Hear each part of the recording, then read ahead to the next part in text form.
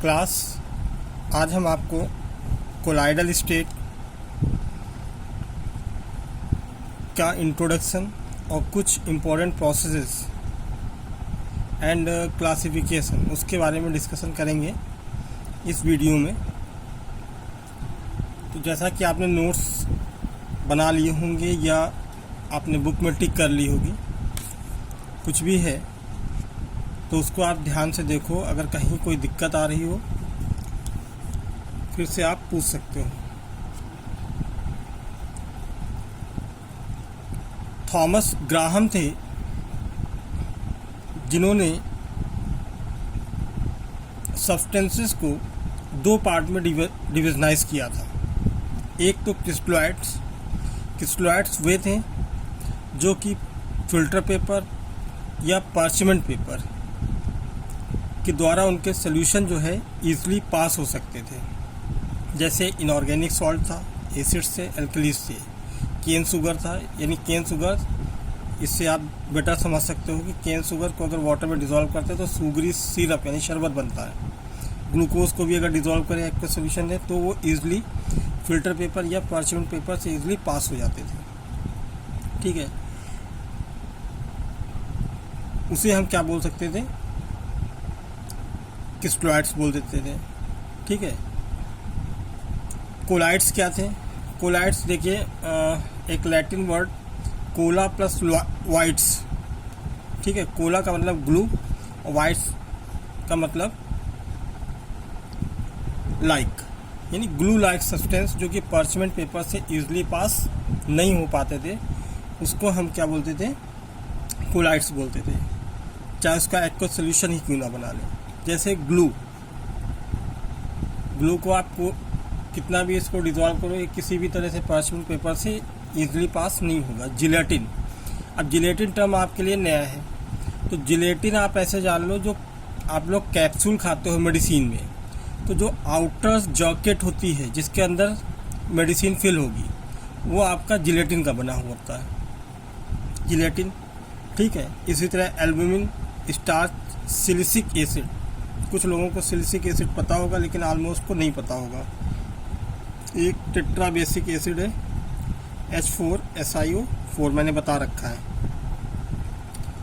ये parchment paper से easily pass नहीं हो सकते हैं।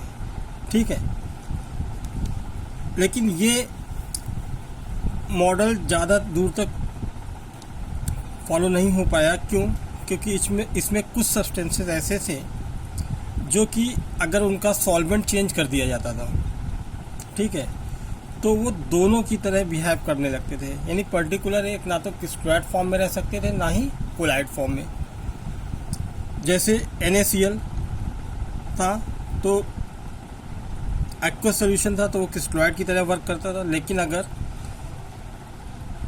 बेंजीन में कर लें तो वो कोलाइड की तरह बिहेव करता था।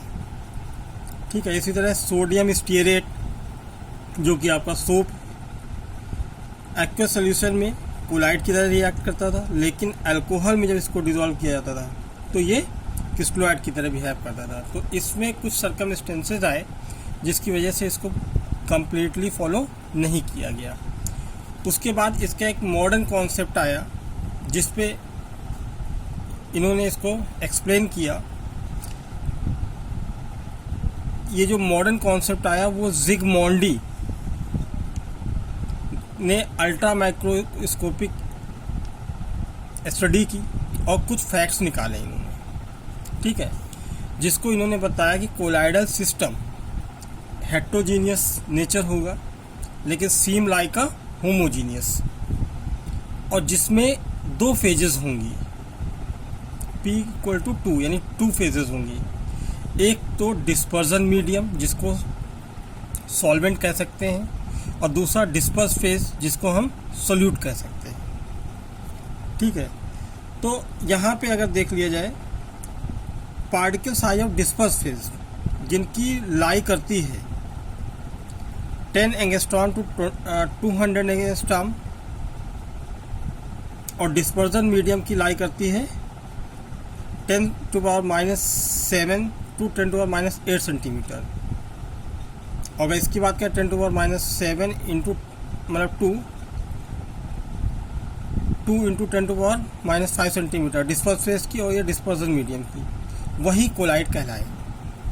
ठीक है, तो colloidal state is a intermediate state between two solution and suspension. हालांकि ये टॉपिक आप 9th में पढ़ चुके हो, तो इसमें ज़्यादा कुछ हमें आपको बताने की ज़रूरत नहीं पड़ेगी, राइट।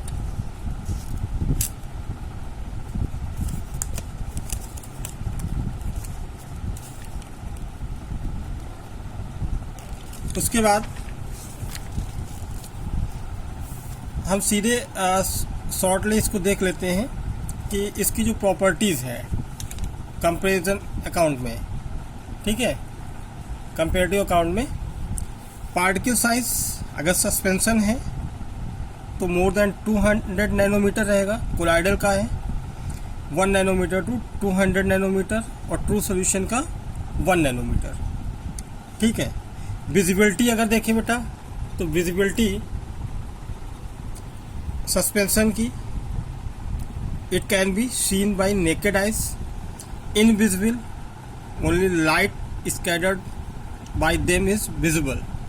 जब अभी इसके आगे हम एक कोलाइडल पार्टिकल पढ़ाएंगे तो टिंडल इफेक्ट पढ़ाएंगे। ठीक है, और ट्रू सॉल्यूशन भी इनविजिबल होगा, particle and light scattered is not visible, यानी इसमें कुछ भी नहीं दिखेगा ट्रू सॉल्यूशन, राइट।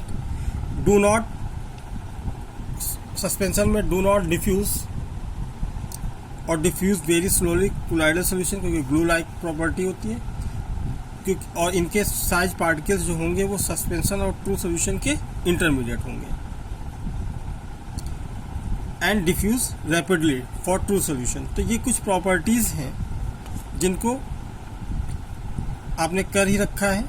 ठीक है, अब ये आपका देखिए एक फिगरेटिव दे रखा है कि ट्रू सॉल्यूशन से जो कोलाइडल सॉल्यूशन होंगे इनका साइज बड़ा होगा, लेकिन सस्पेंशन से ये छोटे होते हैं। ठीक है, तो इंटरमीडिएट रेंज होती है साइज की।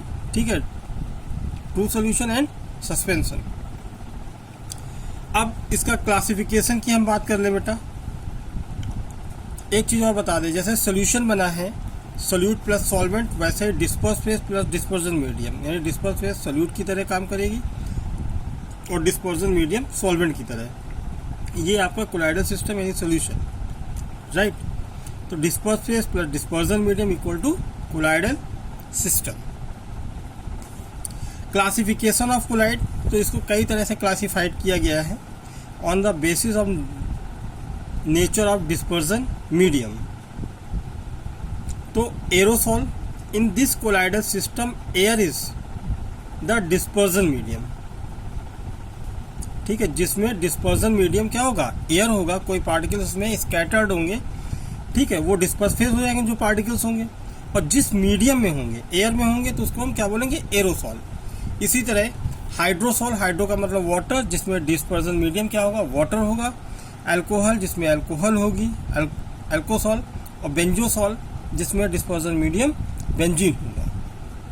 ठीक है, उसके बाद further on the basis of charge on disperse phase, तो ये दो टाइप के दिए गए। अगर डिस्पर्स फेज यानी सोल्यूट पार्टिकल्स पे, positive colloids, the colloid solution in which particles of disperse phase carry positive charge are termed as positive colloid, यानी colloidal solution of metal hydroxide. ये सभी जो है कैसे होंगे, पॉजिटिव कोलाइड्स होंगे। निगेटिव कोलाइड्स, जिसमें particles of disperse phase carry negative charge, जैसे AS2S3 arsenic sulphide, starch, soil, मिट्टी। CDS, किसी ने हमसे पूछा था व्हाट इज CDS, तो उस डायरेक्टली पूछ लिया जाता, CDS नहीं, उसका एक प्रोनाउंसिएशन हो। ये CDS ऐसे लिखा हुआ है बेटा, तो इसको कैडमियम सल्फाइड सॉल्ट बोलते हैं। Charcoal, kaolin, eosin, Congo red. Congo red एक बायोलॉजिकल स्टेन है। ठीक है, एक डाई है जो कि red in basic colour, blue in red in alkaline colour and blue in acidic colour, acidic medium. So that's why Congo red is a dye. Next इसका on the basis of structural colloid, इसको 3 parts में divide किया गया है। Molecular colloids, in these colloids size of molecules of disperse phase is with in the range of size of colloidal particles. बात समझ में आ रही? Size of molecule disperse phase is with in range of colloidal particles. Colloidal particles की internally जो size of particles होंगी उनकी एक range होगी साइज की। Example colloidal solution of albumin, silicon and rubber. Association और मिसेलर कोलाइड, आपको याद होगा मैंने 10th में आपको मिसेल फॉर्मेशन बताई थी, ठीक है, तो जिसमें हाइड्रोफोबिक या हाइड्रोफिलिक, ठीक है, इस टाइप के पॉइंट्स आए थे। तो एक मिसेल क्या होता है? The aggregate spherical soap molecule in a soap solution is called micelle. तो उसी टाइप से जो यहाँ पे पार्टिकल्स होंगे उनका एक एग्रीगेशन होगा, ठीक है। तो the particle of colloid are aggregates of many molecules or groups of atom are held together by the cohesive force or van der Waals forces. These are called multi-molecular collides or micellar collides.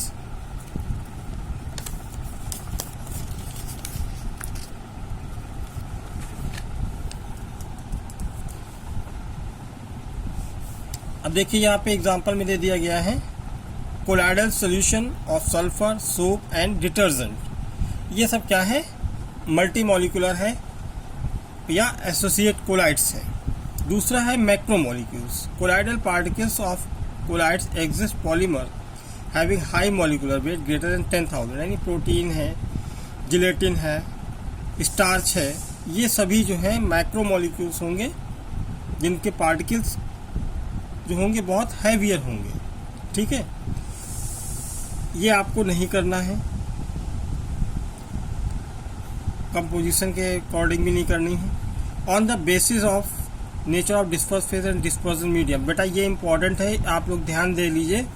ये multiple choice question में board में almost question पूछ लिया जाता है, ठीक है, कि किस टाइप में कौन सी किसकी क्या मीडियम है, राइट।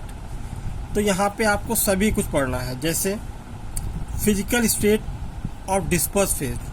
तो फेज हमारी 3 ही, सॉलिड, लिक्विड एंड गैस। तो जो सॉलिड होगा ये तीनों मीडियम में, यानी सॉलिड को सॉलिड में मिक्स किया जाता है, सॉलिड सॉल्ट बनेगा, जिसके एग्जांपल्स क्या है? Alloy, coloured glass, Ruby glass, James, ठीक है, रत्न होते हैं जिसको कहते हैं। सॉलिड को लिक्विड में किया जाएगा तो वो सॉल्ट बनेगा। अगर बोला जाए क्वेश्चन कैसे पूछा जाता है इसमें, जेम्स आर द, अब ये पूछ लेगा जेल, इमल्सन, सॉलिड सॉल्ट। तो आपको अगर पता है तो सॉलिड सॉल्ट तभी लिखोगे जब ये चीज़ पता हो, ठीक है। तो सॉलिड का सॉलिड में सॉलिड सॉल्ट होगा, जिसके एग्जांपल आपके फर्दर दिए हुए हैं। सॉलिड का लिक्विड में सॉल्ट्स होगा, जिसको हम कोलाइड्स भी बोल सकते हैं। सॉलिड का गैस में एरोसॉल होगा। अभी जैसे हमने आया था एरोसॉल, एक टर्म आया था, तो वहाँ पे particles are distributed in the gaseous medium या एयर मीडियम, डिस्पर्स मीडियम होता है, तो वो aerosol of solid. Dust, smoke is an example of, दे सकता है। सॉल, जेल, ठीक है, एरोसॉल समथिंग। इसी तरह लिक्विड है, लिक्विड को सॉलिड में अगर किया जाएगा तो ये जेल बॉन्ड बनेगा। जेल, जेली, चीज, फ्रूट, वेजिटेबल, पल्स, मूंगे। लिक्विड में इमल्सन होगा अगर लिक्विड को लिक्विड में मिक्स किया जाएगा। Butter, milk, oil of shampoo, cosmetics. और लिक्विड को गैस में aerosol of liquid. Cloud and mist, ये कई बार पूछा गया। Cloud and mist is is an क्या है, उसी में से कोई 4 दे दिया था, कोई एक होगा, ठीक है। इसी तरह गैस का सॉलिड में सॉलिड फोम, अब एड्जॉर्ब्ड गैसेस, स्टाइरीन जो कि रबर का एक फॉर्म है, फोम, रबर एक्सेट्रा, और गैस का लिक्विड में foam and froth, soap, leather, ठीक है। लेदर यहाँ चमड़े से नहीं मतलब है, लेदर का मतलब यहाँ पे झाग से है। फिर on the basis of affinity of dispersed phase for dispersion medium, so lyophilic और एमिल्सॉइड इंट्रिंसिक कोलाइड्स, इतने नाम है, या इसको हम क्या बोल सकते हैं, रिवर्सिबल भी बोलेंगे बेटा, ठीक है, रिवर्सिबल। और दूसरा है यहाँ पे देखिए, लायो का मतलब हो गया लिक्विड, फिलिक का मतलब होता है लविंग स्पीसीज, ठीक है, लिक्विड लविंग स्पीसीज होगा। इसको इमल्सॉइड या इंट्रिंसिक कोलाइड भी बोल सकते हैं। ये रिवर्सिबल होता है, ठीक है। इसको कभी कभी इसमें डिफरेंसेस, और लायोफोबिक जो है आपका एक्सट्रिंसिक कोलाइड और सस्पेंसॉइड, या इसको इरिवर्सिबल भी बोला जा सकता है, राइट।